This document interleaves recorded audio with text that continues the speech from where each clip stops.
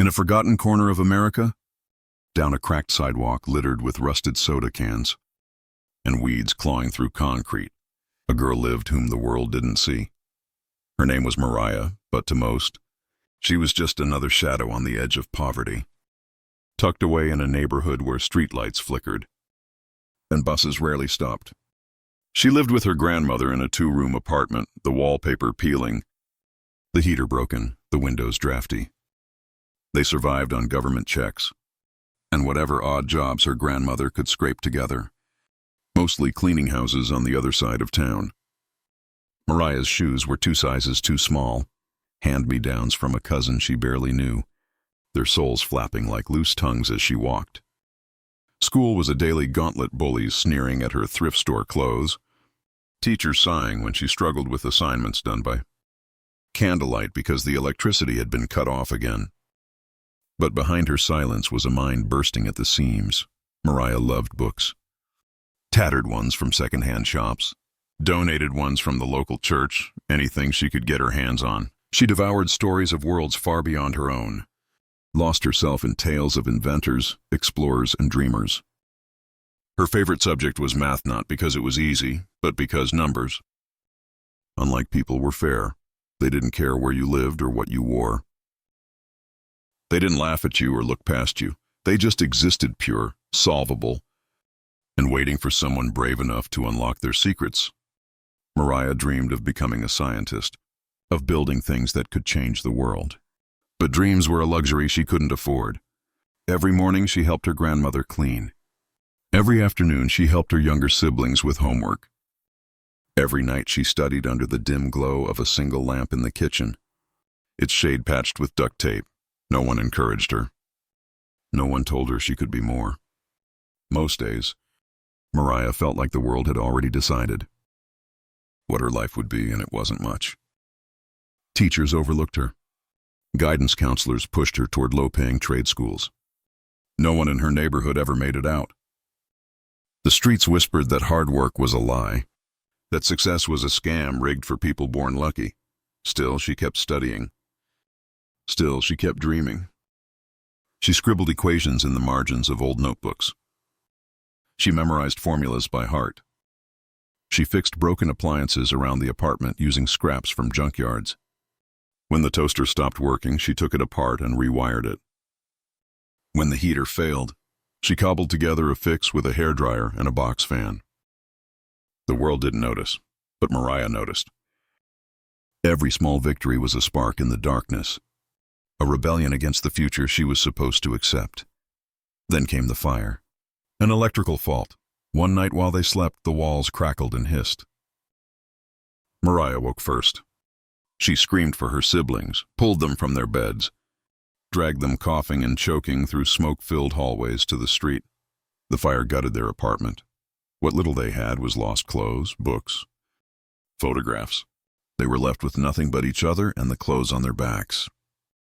For a while, they slept in shelters, sometimes in the back of her grandmother's beat-up minivan. Mariah kept going to school, though. She kept studying, kept believing, even when belief felt like a joke.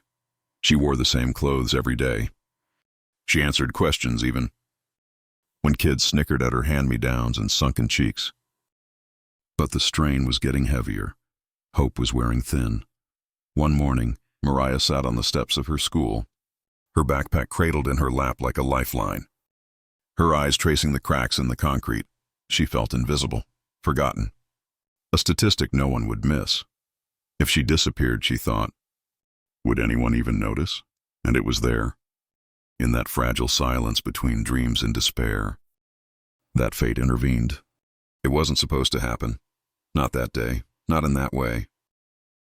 Mariah sat on the steps, lost in the spaces between seconds, when a cluster of black SUVs rolled up the narrow, crumbling street windows tinted, engines humming low and menacing.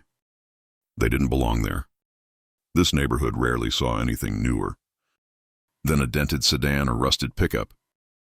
The cars came to a stop in front of the school, drawing curious glances from teachers and students alike. Mariah barely looked up. What did it matter? Important people came and went, and none of them ever stopped for kids like her, But then the door of the lead SUV opened. Out stepped a man she recognized instantly from television and newspapers, a man whose face was synonymous with wealth, controversy, and power. Donald Trump, dressed in his signature navy suit, red tie cutting a sharp line against his white shirt. He looked impossibly out of place against the backdrop of peeling paint and broken windows. Security fanned out around him. Staff scrambled to greet him. Cameras clicked from a respectful distance. Mariah hugged her knees tighter to her chest. Trump had come to tour a revitalization project on initiative tied to federal grants aimed at underfunded schools. It was supposed to be a quick visit, a photo op. The kind of thing that politicians do and forget by the next campaign. But as Trump walked toward the entrance, something made him pause. Maybe it was instinct, maybe it was chance. Maybe it was something deeper, a flicker of recognition. That some moments were more important than others. His eyes landed on Mariah Small, hunched, practically blending into the concrete steps. She didn't flinch. She didn't smile. She didn't do anything but sit there, staring back at him. Unblinking, unafraid.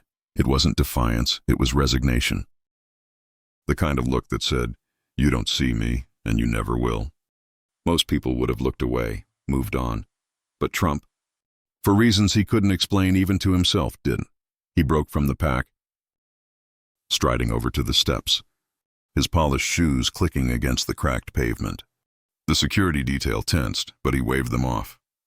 He crouched down in front of Mariah, his knees creaking slightly from the motion.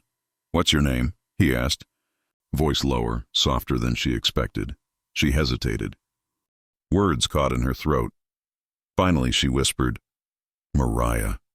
"Mariah," he repeated, tasting the name like it was something important. He glanced at her backpack, worn, patched, the zipper barely holding together. At her shoes, at her threadbare jacket. Then, most importantly, he looked at her eyes. There was something there. Not just poverty. Not just hardship, potential. A spark buried under the weight of circumstances. The kind of spark he recognized. The kind of spark he respected. Without ceremony, without cameras in tow. Trump did something he rarely did in public. He listened. Mariah told him, in simple, halting words, about the fire, about her family, about how she wanted to be a scientist, about how she had nowhere left to go, no one left to believe in her. She didn't cry, she didn't beg, she just told the truth. Because what else was there? Trump stood slowly, brushing dust from his pant leg. He didn't make promises. He didn't give a speech. He simply nodded, a tight, thoughtful movement, and said, "Wait here." Mariah watched as he walked back to the SUV, disappearing inside for a few minutes. When he returned, he knelt again and handed her a card, heavy, embossed, with a name and number printed in gold. "Call this," he said. "They'll know what to do." She took it, the card trembling slightly in her small hand. "Don't waste it," he added, eyes locking onto hers. And then, as quickly as he had come, he was gone. The SUVs roared back to life and disappeared down the street. The teachers murmured. The students stared. Mariah sat on the steps, the card clutched to her chest, unsure if what had just happened was real. She didn't know it yet, but her life had just changed forever. Mariah didn't call the number that day. She didn't call the next either. The card sat on her nightstand, if you could call. The milk crate she used as furniture, a nightstand untouched, gleaming under the cracked light bulb dangling from the ceiling. She was afraid. Afraid it wasn't real. Afraid it was. For people like her, good things didn't just happen. There was always a catch. Always a trap. She had been taught, not through words but through experience, that promises were just lies with prettier wrapping. But each night, before she fell asleep curled under thin, patched blankets, she stared at the card and wondered. It took 3 days. 3 days before Mariah, hands trembling, borrowed a phone from a teacher who never asked why. She dialed the number. It rang once, twice. Then a voice answered, calm, professional, not unkind. Mariah barely managed to stammer her name, before the woman on the other end said, "We've been expecting your call." From there, Everything moved faster than Mariah could process. Within a week, she sat across from a lawyer in a downtown office so clean and sterile it didn't seem real. The woman explained that an anonymous benefactor, though, it didn't take a genius to guess who'd arranged a full scholarship for Mariah. Not just to any school, but one of the most prestigious private academies in the state. Tuition, housing, books, uniforms all paid for. She would live on campus. She would have tutors, mentors, resources she had never dreamed possible. Mariah felt like she was floating outside her body, hearing someone else's story. The lawyer slid papers across the desk. All she had to do was sign. Her grandmother, sitting stiff and silent beside her, squeezed her hand. "Don't be afraid, baby," she whispered. "This is your chance." Mariah signed. The pen quivered in her hand, but she signed. That signature was more than ink on paper. It was a key, unlocking a door she hadn't dared believe existed, a door to a new life. Within weeks, she moved into her new dorm, an old, ivy-covered building with floors that didn't sag and windows that actually closed. She was given a new set of clothes uniforms, crisp and clean. Her name stitched into the tags, a laptop, books heavier than bricks, filled with words and ideas she could barely grasp but desperately wanted to. Her first few days were brutal. She was behind. So far behind it felt like drowning. Other students spoke in a language of privilege and confidence she didn't understand. Their parents were CEOs and doctors and senators. Hers was a woman who scrubbed floors until her hands cracked and bled. But Mariah didn't quit. She never had. She spent nights in the library, poring over textbooks twice her size. She asked questions when she didn't understand, even when it embarrassed her. She attended extra tutoring sessions, sometimes falling asleep at her desk, pen still clutched in hand. Slowly, painfully, she caught up. Then, impossibly, she began to excel. Math, as always, was her anchor. She devoured advanced calculus. She constructed proofs with the precision of a master craftsman. Science became her playground. Robotics, quantum mechanics, engineering subjects she had once read about and battered. Library books now unfolded before her like treasure maps. Her professors noticed. They whispered about her in the faculty lounge. A prodigy, they called her, a natural. A mind too big for the limits she had been born into.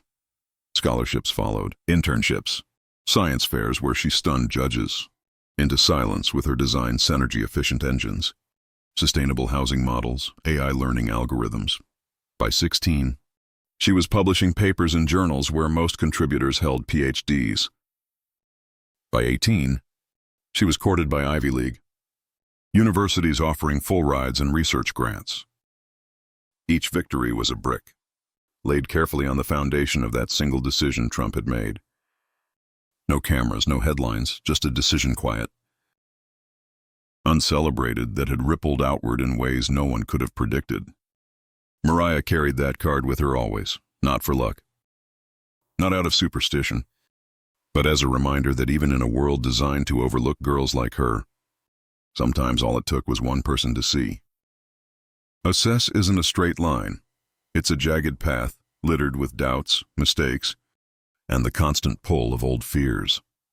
Mariah learned this the hard way. For every accolade, every scholarship, every glowing letter of recommendation, there were moments of crushing insecurity that clawed at her like old ghosts.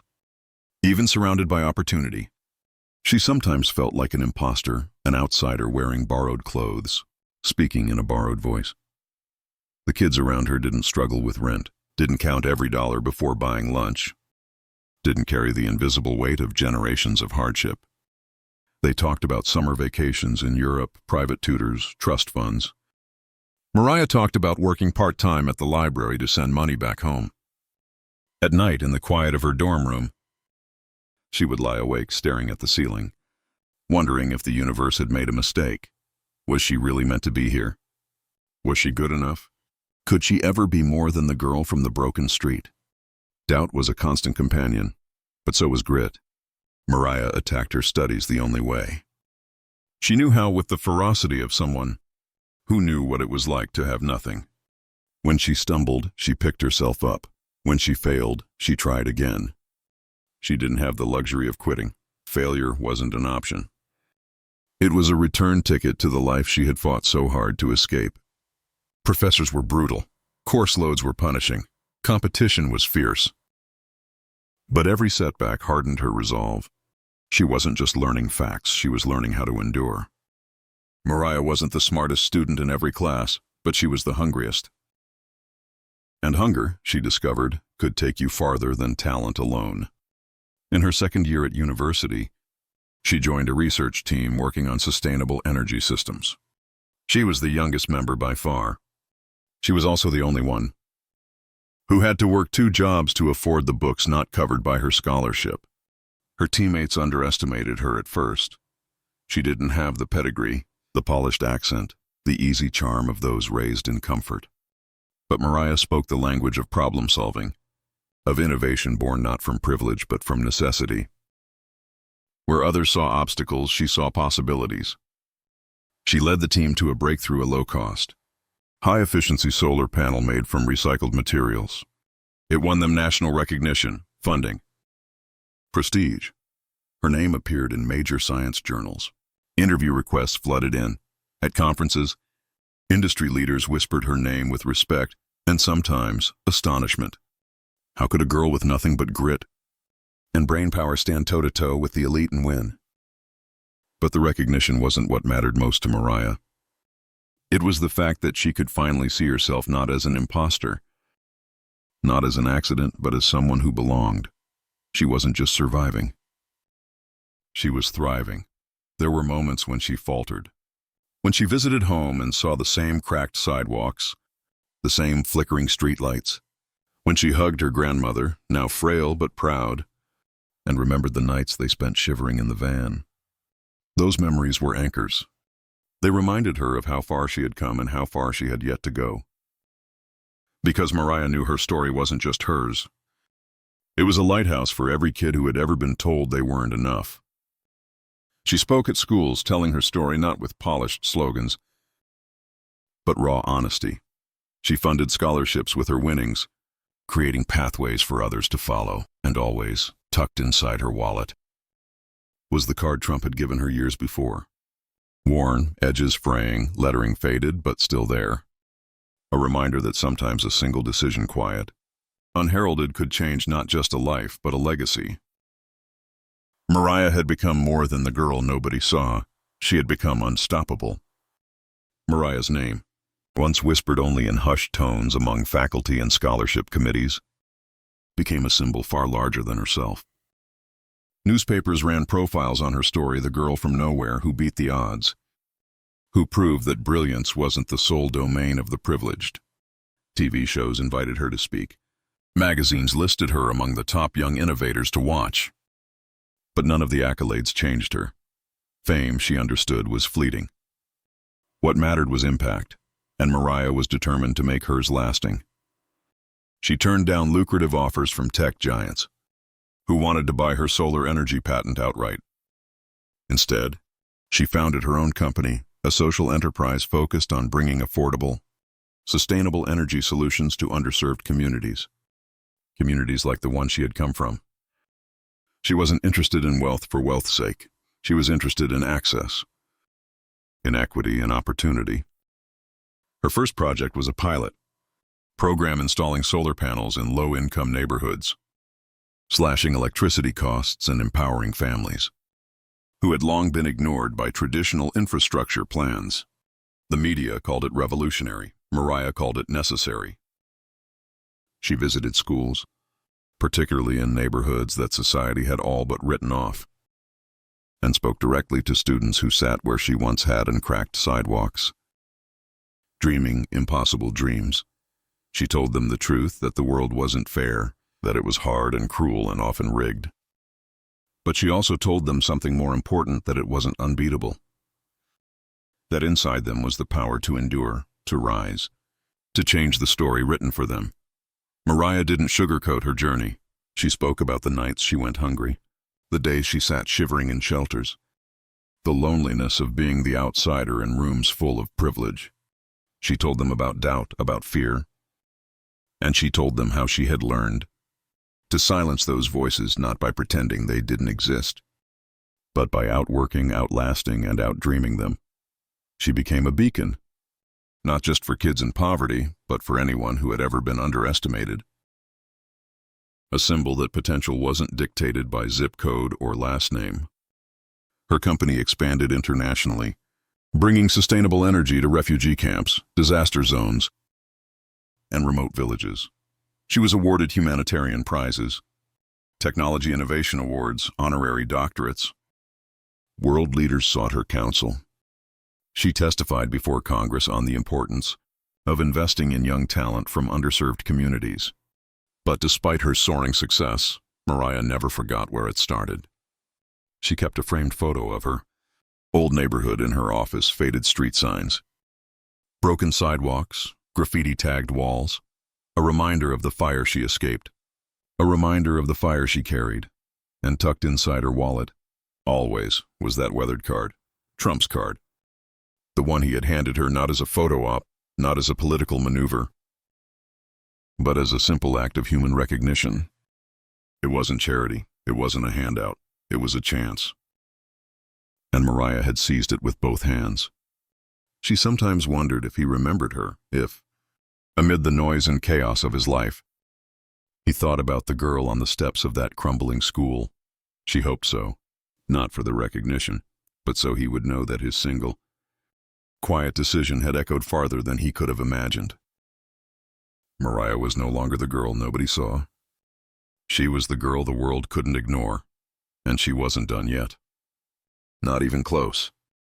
Years later, when the world knew her name, when her company's innovations had lit up communities from Nairobi to New Orleans, Mariah received an invitation, a gala, a fundraising event for youth programs.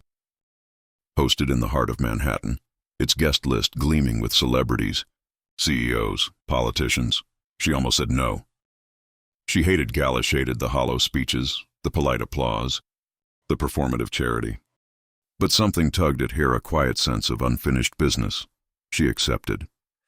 When the night arrived, Mariah stood at the edge of the grand ballroom, the crystal chandeliers reflecting off her simple, elegant gown. She didn't wear designer brands. She didn't drape herself in jewels. Her only adornment was a thin gold bracelet her grandmother had given her on the day she graduated college. The room buzzed with energy. Powerful men and women floated by, on clouds of expensive cologne and self-importance. Mariah kept to herself, nursing a glass of water, scanning the crowd. And then she saw him, older now, slightly slower in his walk, but unmistakable. Donald Trump. The same man who had once knelt on broken pavement to hand a lost girl a lifeline. He stood at the center of a cluster of admirers, laughing, gesturing grandly. Larger than life even now. Mariah hesitated. Would he recognize her? Would he care? She crossed the room before she could talk herself out of it. Closer now, she could see the lines etched deeper into his face. The silver streaking his hair, the same sharpness in his gaze. She waited until there was a pause in the conversation, then stepped forward. "Mr. Trump," she said, her voice steady. He turned. His eyes, still keen, flicked over her face. For a moment, no recognition. Then something. A flicker. A narrowing of the eyes. He tilted his head. "I know you," he said slowly, pointing a finger as if trying to summon a name from the past. Mariah smiled a real, unguarded smile. "You gave me this," she said, and pulled from her clutch the card, the same card, edges worn soft, lettering faded but still legible. He took it, studied it, and then looked at her again, deeper this time. "Mariah," he said, the name breaking free from some long-forgotten file in his memory. She nodded. "I wanted to thank you," she said. "You probably don't remember much about that day, but you changed everything for me." He chuckled a rough, genuine sound. "I've given out a lot of cards," he said. "I know," she replied, "but you listened." And that made all the difference. For a moment, the noise of the room faded. It was just the two of them, no cameras, no reporters, no grandstanding. Just a man and the woman. who had built an empire on the foundation of a single moment of kindness. Trump handed the card back. "You did all the work," he said. "I just gave you a nudge." Mariah shook her head, gentle but firm. "You saw me," she said, when nobody else did. That was enough. He nodded, a rare, humble gesture. "Make sure you pass it on," he said. "I already am," she replied. They parted without ceremony, no selfies. No press releases, no photo ops, just a quiet exchange, a full circle closed. As Mariah left the gala that night, she tucked the card back into her clutch. It wasn't a relic. It was a reminder that sometimes the smallest acts, the decisions that go unnoticed by the world, can create ripples that stretch farther than anyone could imagine. She wasn't just a success story. She was living proof that seeing someone, truly seeing them, can change everything. And so she carried forward not just her own dreams, but the legacy of that single fateful encounter. Not a legacy of wealth, not a legacy of fame, but a legacy of hope. A legacy that, in the end, mattered more than all the riches in the world.